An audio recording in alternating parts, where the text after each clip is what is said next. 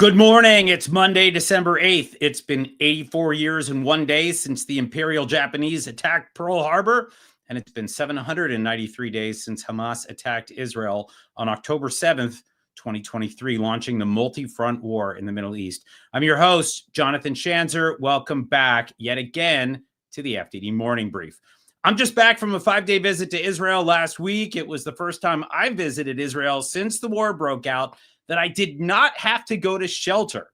It was the first time I visited Israel when I did not see hundreds of people at Hostage Square outside the Ministry of Defense calling for the government to bring all the hostages home. The country is breathing easier, that's for sure. But this war is far from over. The Iranian threat still looms. Questions swirl about Hezbollah's future. The Houthis are apparently building up a formidable missile arsenal, and they're starting to do it without the help of the Iranians. So buckle up, folks. If you thought 2025 was bonkers, I got news for you. 2026 might be just as nutter. But for now, let me just say this. During my trip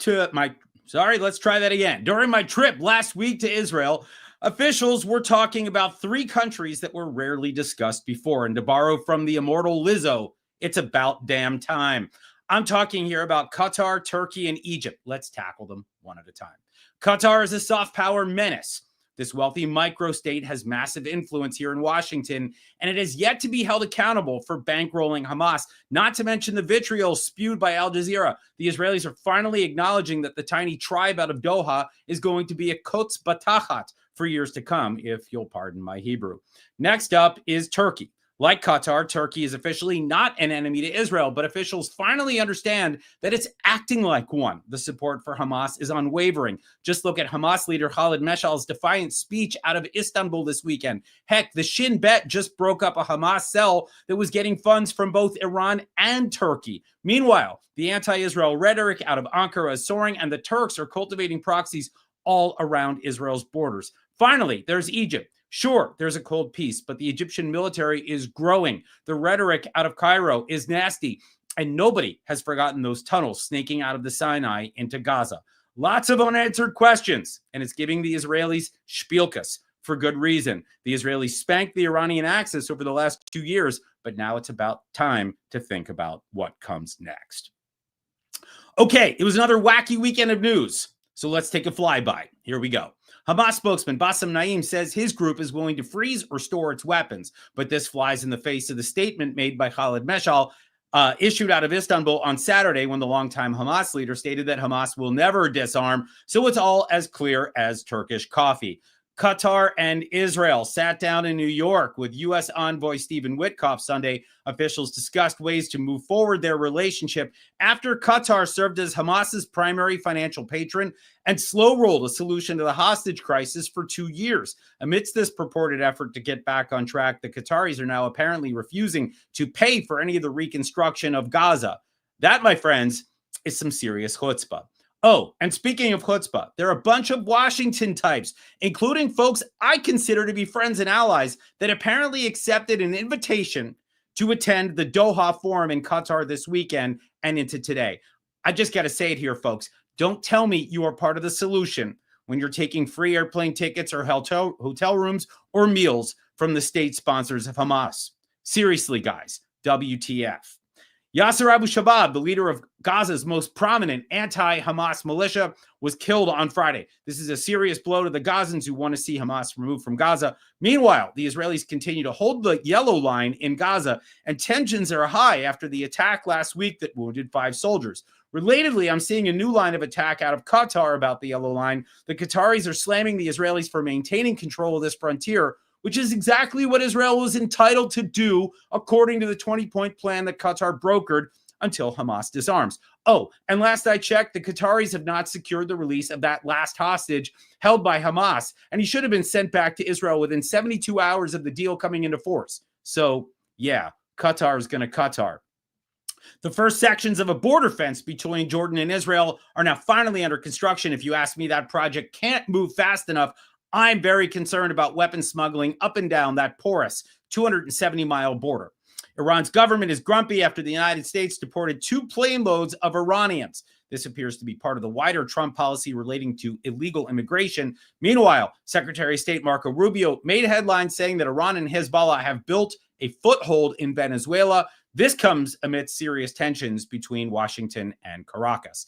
And finally, the headlines out of Sudan are pretty grim today. 114 killed at a hospital and a kindergarten. But don't expect this to get too much traction. If it was Israel involved, on the other hand, yeah, you know where I'm going with this. All right.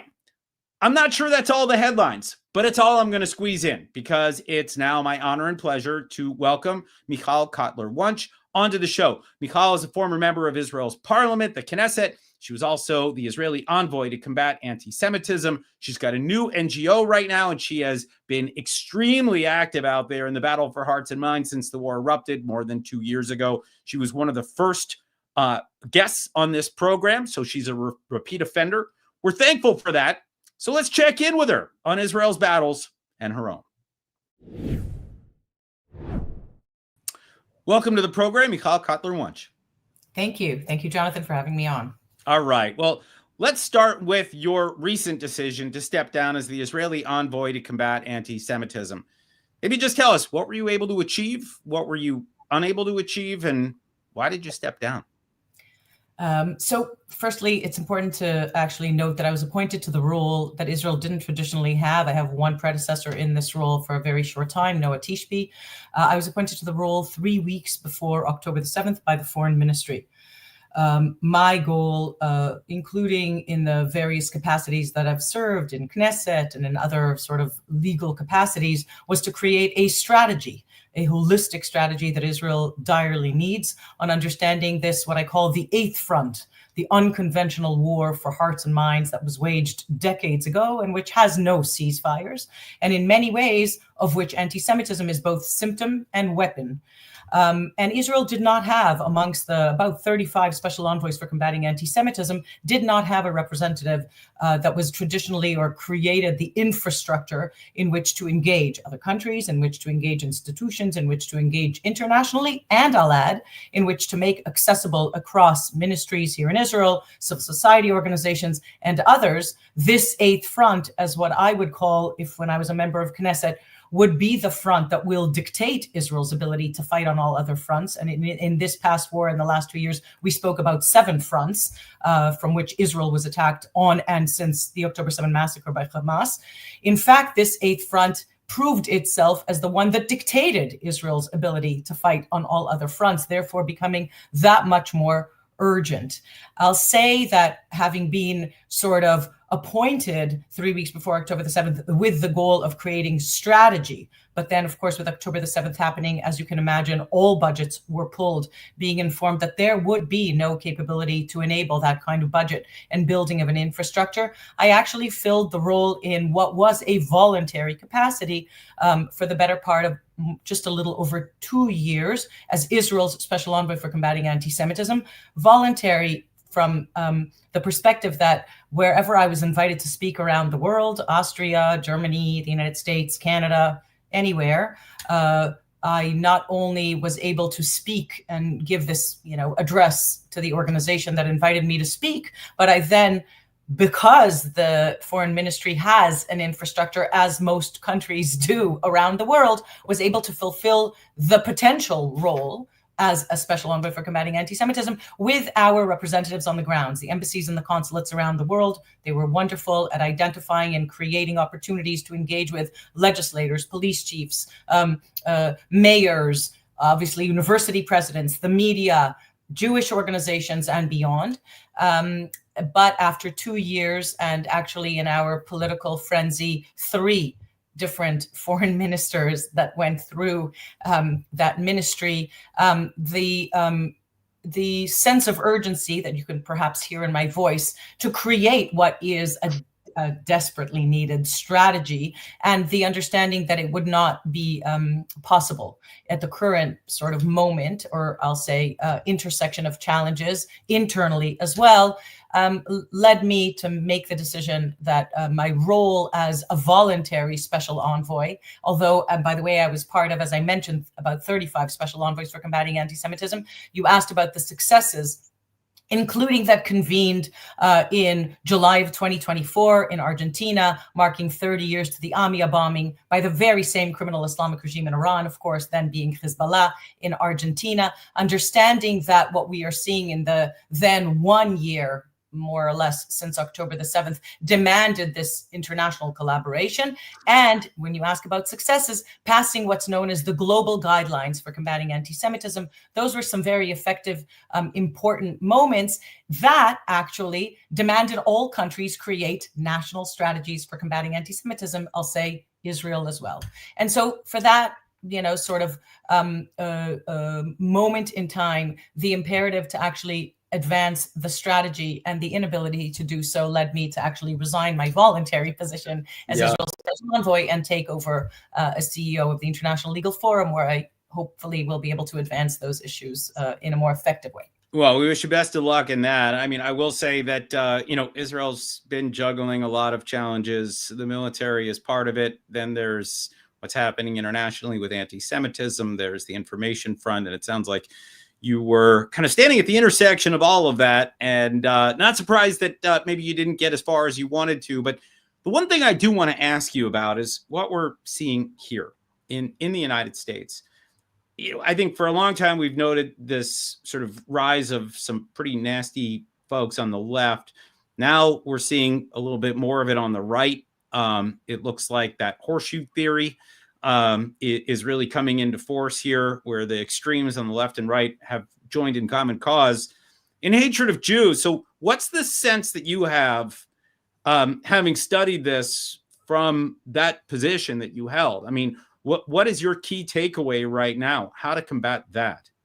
Well, the critical understanding, and it actually is a continued sort of conversation that we had in our previous question, because as I related to it as the eighth front that actually existentially challenged the state of Israel and continues to do so now without ceasefire, what it represents or what it intersects with is that Israel is just on the front lines of something much, much bigger. And you've just touched upon it, actually, with anti-Semitism as the glue, if you will. The great, not for the first time in history, by the way, the great sort of uniting phenomenon that not just in this case, but in many cases before,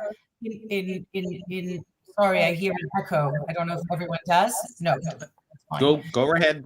Okay. Keep it going. So the understanding that what anti-Semitism does is actually predict what it is that you relayed as the extremes, right? So whether it is the extreme right, the extreme left, or the extreme Islamist bound together by anti-Semitism, anti-Semitism, as defined by the International Holocaust Remembrance definition, actually not only enables but demands to transcend and reach across real or perceived difference of politics, of geography, of religion, of denomination. So we should not be surprised when we see anti-Semitism on the what we call extreme left, or the extreme right, or the extreme Islamist, keyword being extreme. That is precisely what anti-Semitism predicts and enables to prevent if we are paying attention. Over and over again, I always quote the late Rabbi Sachs that says the most reliable sign of a major threat to humanity and freedom and the dignity of difference is precisely the normalization of anti-Semitism that we have been witness to in the past 2 years. And so in many ways, when you turn the lens outwards, what this has, the past 2 years have actually exposed is the challenge in the rest of the world. The urgency you hear in my voice is because few have actually paid attention to what you just actually gave as the example to, right? We thought, or we were looking at the extreme left and understanding that what we see there is extremism that threatens the foundations of our democracies. But it happens on the extreme right and the extreme Islamist spaces, keyword being extreme, where anti-Semitism becomes that predictor because it's the longest hatred, as Professor Wistrich called it, because it's this ever mutating lethal hate that mutates by latching onto the guiding social construct of each time, religion, science, and the secular religion of our times, the foundations of democracies, if you will, human rights, and the post-World War II international rules-based order. That's where, in many senses, the urgency you hear and the reason for ILF and, taking over as chief executive is to say the eighth front that I described that Israel faces, Israel's not going to be able to fight this one alone. Whereas on the other 7 fronts, Israel proved its ability to fight on its own to defend ourselves on those 7 fronts, in, precluding, of course, the United States involvement with Iran. But in many ways, this 8th front is the war front that we will have to awaken our allies and non-allies to realize that it's the foundations of democracies that are threatened. And this 8th front is the one that I'm most preoccupied with, that I think also endangers the foundations of democracies in the United States. Yeah, I got to say, I mean, you just gave us a lot to chew on here. The thing that I'm struck by is really this one comment that you made about how anti-Semitism is kind of the harbinger of a lot of bad things to come. In other words, it becomes this sort of virus that begins to erode democracies, Western powers, what were maybe previously liberal governments. These are the things that I worry about right now as we watch it spread in the United States, but not just here, right? I mean, Canada, European states, it is spreading. And so we thank you for all the work that you're doing on that front. I want to ask you to pivot a little bit to talk about the return of politics in Israel. I mean, we could be less than a year away from elections. Some people are saying that this is the result of kind of the end of the war, that Israel is able to breathe again, if you will. What's happening right now in the political arena, and what do you read from what we're seeing out of politics in Israel?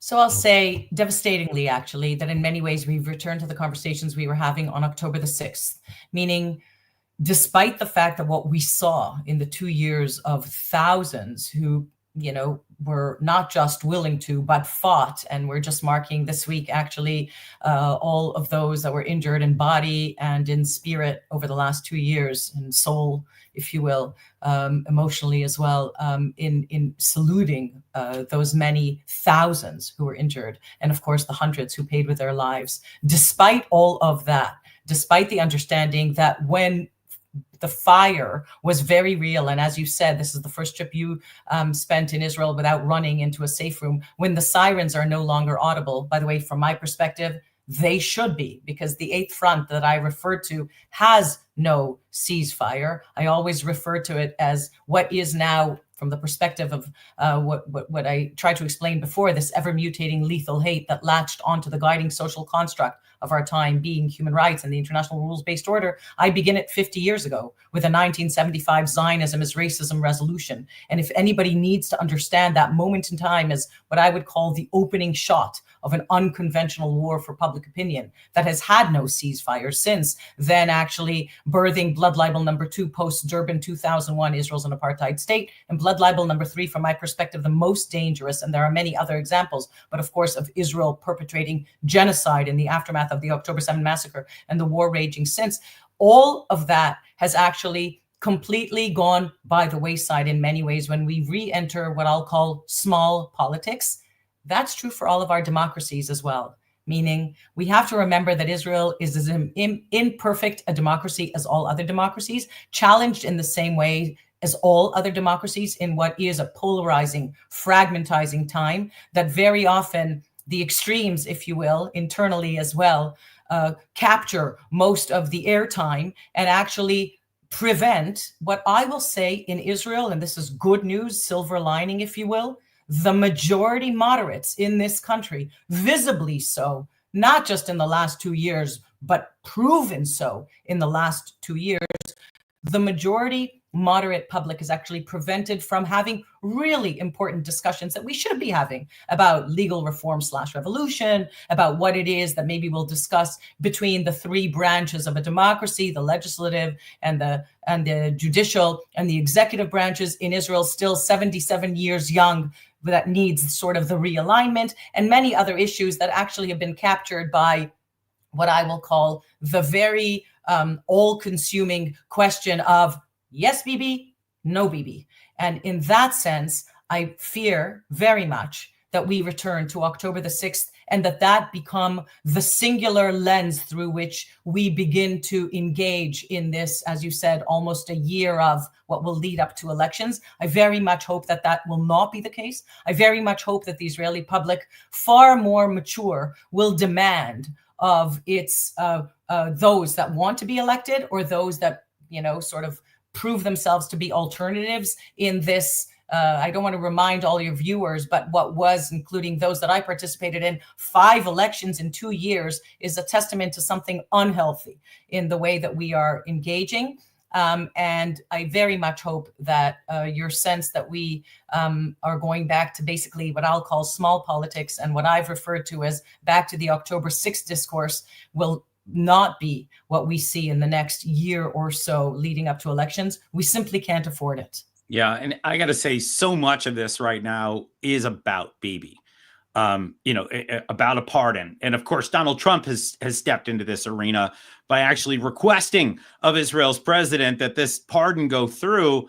And so now the discussion is about him, but it's so much more than that, as I think you've already indicated. Things were not well before October 7th. The politics have returned. In some ways, I think the country does appear more resilient as you have new generations that have stepped up and have participated in ways that I don't think anybody would have ever predicted. But then again, we're still seeing some of the same themes recurring, and I am worried about that. But the thing that I'm actually maybe more worried about, more than anything else, is one particular political battle that I want you to weigh in on. Maybe just to explain what the hell is going on here. Eyal Zamir, the chief of staff of the IDF, is clashing with Defense Minister Israel Katz. What is going on here? This can't be good for Israel, can it? Not only is it not good for Israel, but it's terrible for the army. As you know, there is actually, mandatory conscription. All of us participate in what is the critical defense of this country. You understand this intersects with additional issues as well. Some of you viewers may be a little more adept in knowing that we are dealing with an additional issue of the necessary conscription of additional publics, including an ultra-Orthodox public that currently does not enlist. I will say about that specific sort of tete-a-tete, which, as I agree with you 100%, we cannot afford, that you also have to remember it intersects with what has been a systematic lack of understanding of the depth of the conceptual captivity. And maybe I'll elaborate on that a little bit more, that actually led to October the 7th, meaning we would be remiss if we didn't understand that there is an element there of a complete, I'll say, on all sides, whether it's not personal, the military, the political, the legal, the media, the failure to actually challenge the guiding paradigm, what in Israel is called the conceptia, right? Or the conceptual failure that allowed October the 7th to occur on that day. It also intersects with many of the conflicts that we see, I believe, with that one as well. So the political branch actually and the military branch tete-a-tete on that. And just to drill down a little bit on my perspective, having been at the forefront for what was an about 11-year and 3-month attempt to change that conceptual captivity, in my case with what we call the legal case and cause to return Hadar Golden, then deceased soldier. He actually, tomorrow, we will hold his shloshim, marking, going back to his grave when he was actually finally buried after 11 years and 3 months. We have to understand, Hadar Golden, along with Oron Shaul, 2 deceased soldiers, were held by the same Hamas in the same Gaza, alongside 2 civilians unwell emotionally who wandered into Gaza, Avera Mengistu and Hisham Sayed. And for 9 years, we convened at the Black Arrow Memorial, where you could see a kilometer away from Gaza, where you could see the weekly protests, if you will, for return from Gaza that would carry coffins with pictures to taunt us of Hadar and of Oron as symbols of what Hamas was conveying to the state of Israel in terms of its preparation. There were, if you remember, incendiary balloons and kites. There were rockets that we called rain or drip drops.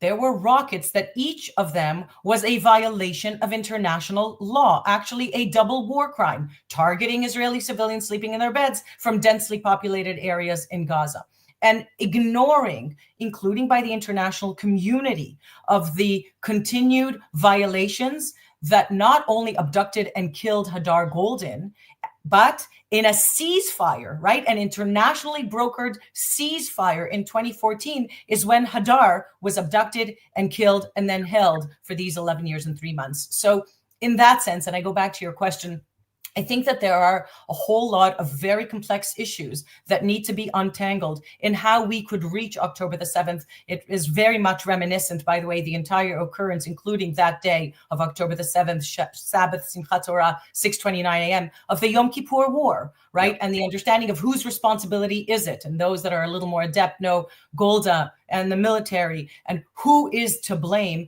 And I will say there is enough blame to go around for that conceptual captivity. Oh, yeah. And a part of what we're seeing is a struggle on who is taking responsibility, and where we're not actually doing what we need to be doing is understanding how we got to that day so that we cannot get there again. Yeah, it is time for Israel to stop playing politics and to get to some kernels of truth here about what's happened and how to move forward. We're running out of time here. I want to ask you if I could just get you to weigh in for maybe just a minute or two. The debate about the Memorandum of Understanding, it's coming up for discussion soon. It'll be renegotiated, or maybe it won't. What are the basic contours, 2 minutes or so, of what's going on with the MOU? Look, I'll share that I think we learned a very important lesson in the last 2 years, and that includes that Israel has to be independent in being able to pursue. It would have been a shorter war. It would have been a more effective war to be able to pursue its military needs in a way that isn't limited by the strategic alliance with the United States, 100%, but that we cannot be actually completely reliant. And I think that that independence is sort of a tension in what is a collaboration with the United States, and there is no better partner, but Israel is a partner that is punching at its weight in its capabilities, in military capabilities. We just saw a huge transaction with Germany that purchased the Iron Dome that Israel developed. I think that in many ways, if I speak from my perspective about the imperative for Israel to rise from the docket of the accused and actually be that equal member in the family of nations, 77 years after the return of our indigenous people to this ancestral homeland,